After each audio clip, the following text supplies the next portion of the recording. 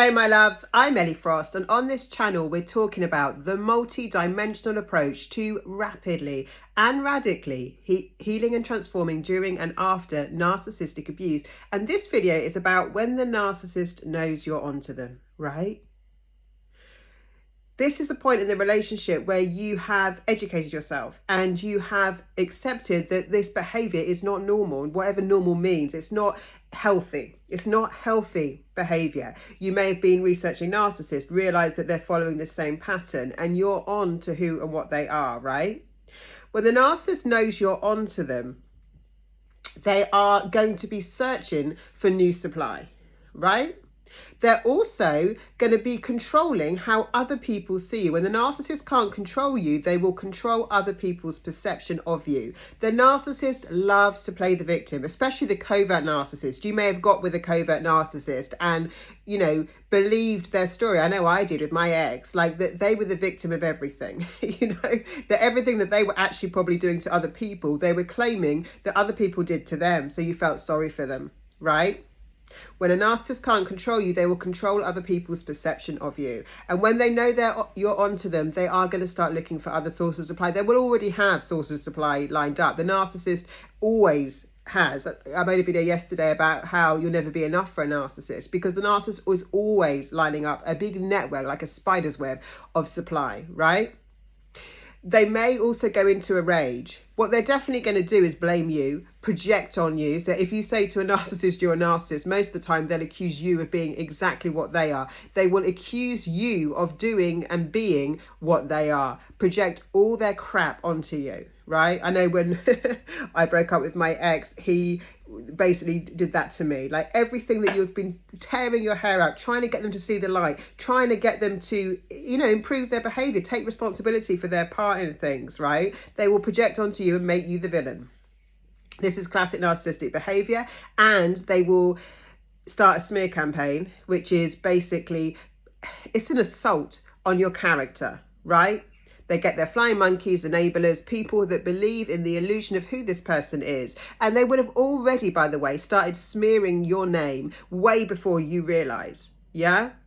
They'll already be somehow the victim. I know that I was working with a narcissist and, you know, he'd make people think that I was somehow taking advantage of him when he never even paid me for my work, you know? But like he'd already lined up the image. He'd already lined up what he wanted people to think about me. And it was just devastating. Yeah, I lost friends over it. I had to just isolate myself over it because it was just completely unfair. And smear campaigns can be extremely brutal. I've gone through several, right? And they can be so unbelievable because, like, I know that there were people in my community that I've cooked for, that I'd cared for, and that turned against me because the narcissist was such a great actor at playing the victim and just full of absolute BS, right?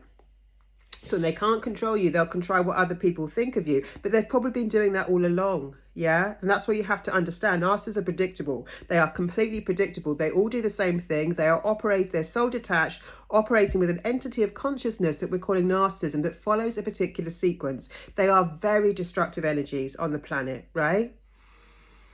So what to know? One is keep aware of the truth. There's an exercise I have in my program Sovereign where I help people really acknowledge what happened to them and why it was wrong. Cognitive dissonance, right, is really big in this cycle. Let me explain what cognitive dissonance is. It's that your mind can't hold two opposing ideas, like my dad loves me, my dad abuses me. So we tend to choose the idea that we want to believe, right? And we can't accept the reality of what has happened. That's mainly because of trauma and shock. Yeah. So what you have to do is really acknowledge what happened to you, why it was wrong, how it hurt you, right? And remind yourself, because when you're trauma bonded, you're going to want to go back to the narcissist. You're going to pine for them. It's an enmeshment that is stronger than an addiction, right? That's what trauma bonds do to people. So we tend to forget how bad it was, right? And focus on the person we thought they were in the love bombing and hoovering stages, right? especially over time. So you've got to, it's really important to acknowledge that. Maybe write it down, what they did to you, why it was wrong, and how it hurt you.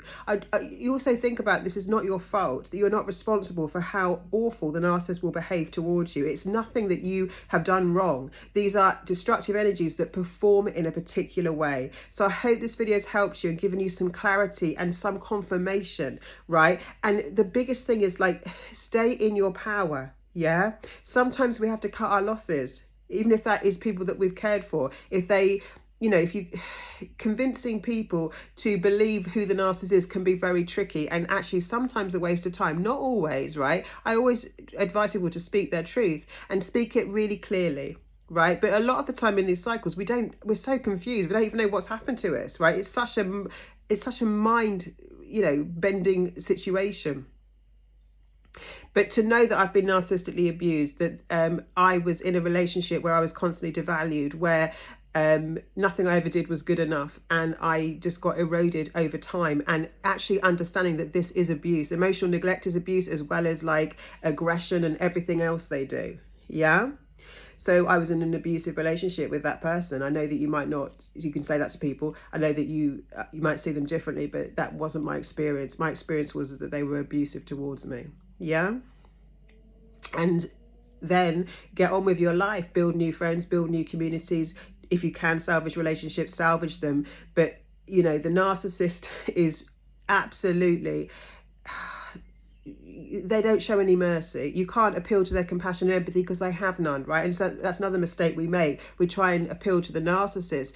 Empathy with the flying monkeys and enablers. The thing is, they've bought into this, they're under the spell of the narcissist. They've bought into the image that the narcissist projects that they are, that they're not, right? So some of them you might just never get through to, and it's not worth exhausting yourself over. Just speak your truth and leave it there, right? If you want to do more of this work and go deeper with me, my program is open. It's called Sovereign. The details are in the comments. Please keep liking, subscribing and sharing. Lots of love, guys, and I'll speak to you soon.